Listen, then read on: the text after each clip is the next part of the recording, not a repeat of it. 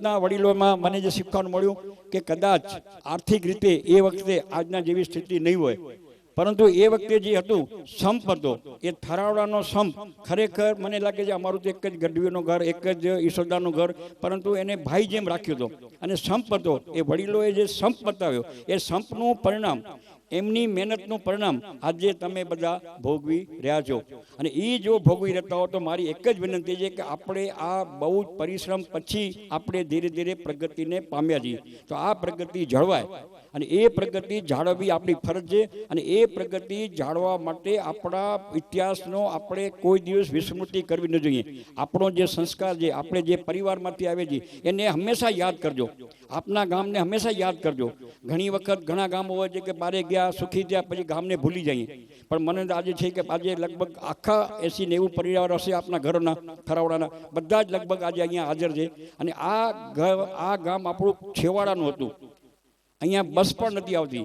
બસ માટે પણ મને લાગે કેસના કોર્ટ કચેરીના ધક્કા ખાવા પડે ત્યારે આપણે બસ મળી હતી, એવા પણ દિવસો હતા. આજે તો આપણે સદભાગી છીએ કે સરસ મજાનું લક્ષ્મીનારાયણ ભગવાનનું મંદિર, અને એ મંદિર કર્યા પછી થરાવડાની ઉત્તરોત્તર ઉન્નતિ થઈ છે. જ્યાં જ્યાં થરાવડાના ભાઈઓ ગયા, એ થરાવડાના ભાઈઓ ઉત્તરોત્તર ઉન્નતિ, લક્ષ્મીનારાયણ ભગવાનના ખૂબ આશીર્વાદ તમારા પર રહે. અને હવે આ સમાજવાડી છે, એ સમાજવાડી કોઈ પણ સમાજનું ઉત્થાન થવા માટેનું જબરદસ્ત એક પગથિયું હું ગણું છું. જે આપ બધા ત્યાં બારે ગયા છો, આપના વડવાએ એ વખતે ત્યાં કને પેલું કામ એ કર્યું કે સમાજવાડી બનાવી હશે. એ મહારાષ્ટ્રમાં હોય તો ભલે બધા ભેગા થઈને, આપણું ગામ નહીં પણ સમાજવાડીને કારણે બધા ભેગા થાવ. આજે બધાને સમય પણ નથી હોતો, એટલા બધા વ્યસ્તથી કોઈ મળતું નથી. મને પણ ઘણા બધાને આમાંથી નથી ઓળખતો, તમે પણ કદાચ મને નહીં ઓળખતા હો, પણ ભેગા થવાનું રાખજો. અને ભેગા થવાનું આ સમાજવાડી ઠેકાણું છે, અને એ ઠેકાણાને કારણે ઉન્નતિ થાય. હવેનો જમાનો એવો છે કે થોડીક યુનિટી નહીં હોય તો આપણું અસ્તિત્વ ટકી શકશે નહીં. અને મારી બીજી એક બે વાત કરવી જોઈએ કે આપ અહીંયા કને આવ્યા છો કચ્છ તરફ. મેં હમણાં હરિભાઈને બધાને વાત કરી કે હવે એ 50 વર્ષ પહેલાંનું કચ્છ કે જ્યારે આપણે કચ્છ છોડીને જવું પડતું, આપણી પાસે અહીંયા ધંધો રોજગાર નહોતો, દુષ્કાળ હતા, એટલે કચ્છ છોડીને જવું પડ્યું. એ ભલે ગયા, ત્યાં તમે ભલે કમાયા, પરંતુ મહેરબાની કરીને હવે એક દીકરો તમારો હોય, 2-4 દીકરા હોય તો એક દીકરાને કચ્છ તરફ નજર રાખજો. કચ્છ તરફ નજર રાખી થોડી ઘણી અહીંયા કને કંઈક પણ ધંધો રોજગાર થાય એવા પ્રયાસ કરજો. તમે આવશો એમાં મુશ્કેલી પડશે, હમણાં જે મુશ્કેલી પડશે, જો નહીં આવો તો આવનારા 10 વર્ષ પછી તમને કોઈ પગ રાખવાની જગ્યા દેશે નહીં. કચ્છની અંદર જે રીતે અત્યારે પ્રગતિ થઈ રહી છે, જે રીતે જમીનોનો ભાવ વધે છે, આપણે આપણા બાપ દાદાની જમીન શું કરવું જોઈએ, વેચી નાખ્યો, ખોડું વેચી નાખ્યું, એવી ભૂલ કરશો તો ભવિષ્યમાં આપણે માટે અહીંયા રહેવાનું પણ મળશે નહીં, એવું મને દેખાય છે. મારી થરાવડાના તમારા પોતાનામાંનો એક વિનંતી કરું છું કે મહેરબાની કરીને થોડું ઘણું, ભલે આપણે જેવું ખોડું હોય, આપણા વડીલ લેતા હોય, આપણે અહીંયા કને વાડીમાંથી કાંઈ પેદાશ ના આવતી હોય, વાડી આપણે બોજારૂપ પણ લાગતી હોય, પણ મહેરબાની કરીને ગમે તેમ કરીને પે જાળવજો. અને એ જાળવવાથી આપણું ભવિષ્યમાં આજે જે કચ્છની ઉન્નતિ થઈ રહી છે એની ઘણી વાતો કરું, બહુ લાંબો સમય જાય, પણ બહુ જ પ્રગતિ થાય, તમારી કલ્પના બહારની. મને બીજું એક વાત કરી છે, ગંગારામભાઈને અને શાંતિભાઈને ખૂબ હું અભિનંદન હૃદયને આપ્યું છું કે એમણે આ વિસ્તાર આપણો સારો થાય એના માટે અથાગ પરિશ્રમ કરી. એના સાથે ટીમ પણ હશે. આપણા અહીંયા કને ગરીબનાથ દાદાનું જે આપણું સ્થળ છે, એ આપણું ખેતા બાપાનું જેવું સ્થળ રમણીય વિથોણના ભાઈઓ કર્યું. જીયાપરમાં એ લોકોએ આપણા પોકાર ભાઈઓએ પણ સરસ મજાનું કર્યું છે. અહીંયા કને આપણને જક્ષ પાસે સાયરાની સાયરી દાદીનું પણ મક્ષ, એવું આપણું આ સ્થળ થઈ જશે ગરીબનાથનું. તો એક જબરદસ્ત એમને ખૂબ પુરાણ કરીને કર્યું છે. કાલ સવારે અહીંયા કને સેનેટરીયમથી આપણા બાળકો આવે, રે નેચર સાથે, કુદરત સાથે રહે. એક વેકેશનમાં આવો બધા, અને આવું સ્થળ થાય એમાં પણ આપણે એમને ખૂબ મદદ કરજો. એમની ઈચ્છા છે, કલ્પના છે, ભગવાનની જો ઈચ્છા હશે તો બહુ સારું થશે. આવનારા દિવસોમાં આપ આવશો ત્યારે રમણીય સ્થળ આપણી પાસે હશે. આવી 2-3 વાત કરીને આજે અહીં આવ્યો, મારું સન્માન કર્યું સમાજ તરીકે. અને મને જેના હંમેશા પ્રેરણા મળે છે, મને અને મારા ધર્મપત્નીને, એમાં અમારા બેન શ્રી રામબાઈબેનને ખૂબ હું વંદન કરું કે એમનું તો હું જ્યારે નામ લઉં ત્યારે એમની એક આપણને આશીર્વાદ મળે છે. અને એ રામબાઈબેનના અને વડીલોના આશીર્વાદના કારણે આજે થરાવડાની પ્રગતિ થાય છે, હજી વધુ થશે. આપણે બધા સાથે રહીએ અને વડીલોનો ભલે આર્થિક રીતે પણ સંપનો ભાથું જે થરાવડામાં હતું એ જાળવજો. એ તમારો વારસો છે. ક્યાંક પણ નાનું મોટું મન દુઃખ હોય તો હંમેશા એને અવગણના કરજો, એને ગૌણ ગણજો અને સંપ રાખજો. અને સંપથી આપણે આગળ વધશું. નાનકડું ગામ છે, ખૂણાનું ગામ છે.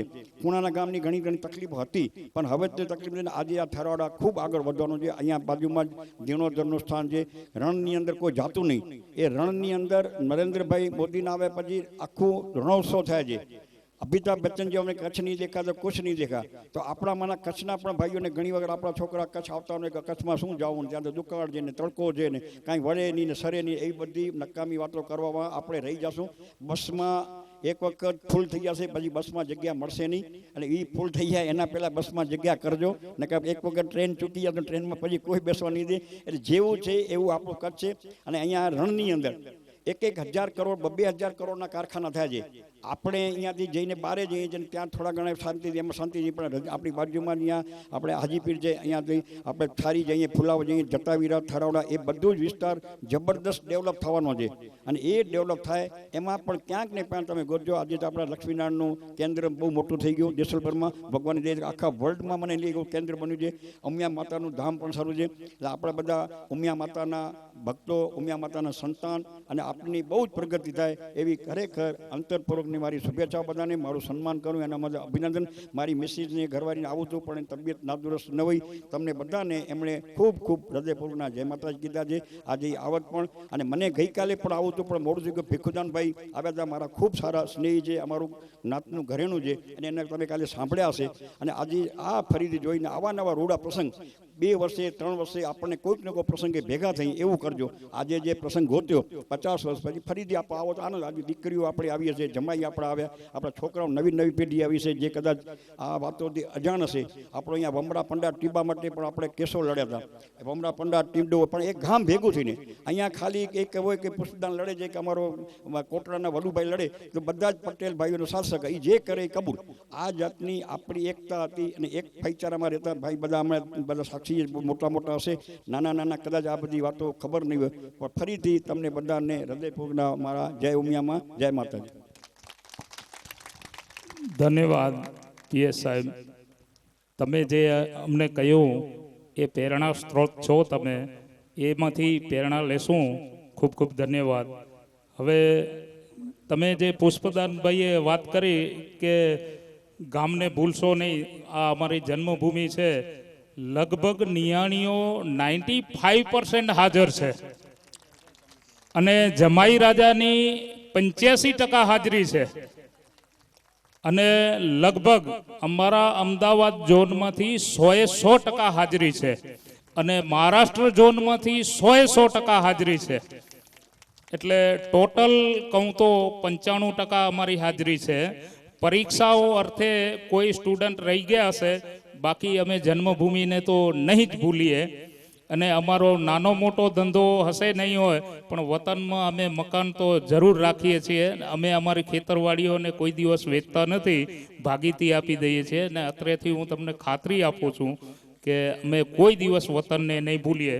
તો અમારા 2 સન્માનિત મિત્રો છે. જયેન્દ્રભાઈ ઠક્કરનું સન્માન કરશે શ્રી શાંતિભાઈ અબજીભાઈ દિવાણી.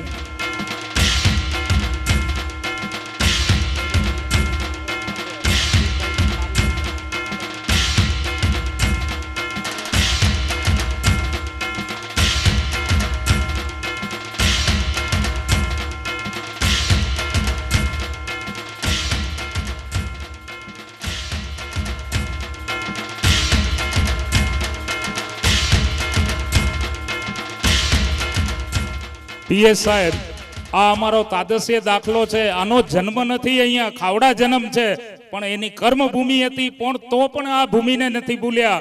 આ ભૂમિ જ એવી છે કે આ જુઓ, જયેન્દ્રભાઈ અમારા પ્રસંગમાં હાજર જ છે.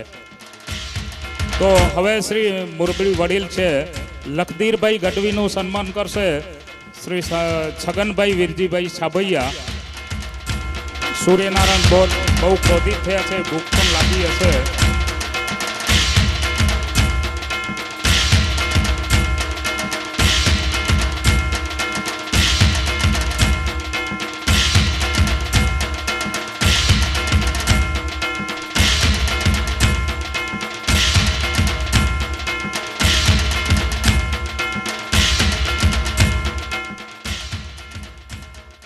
અત્રેથી હું પ્રમુખશ્રીના આદેશથી આ સભા પરિપૂર્ણ જાહેર કરું છું.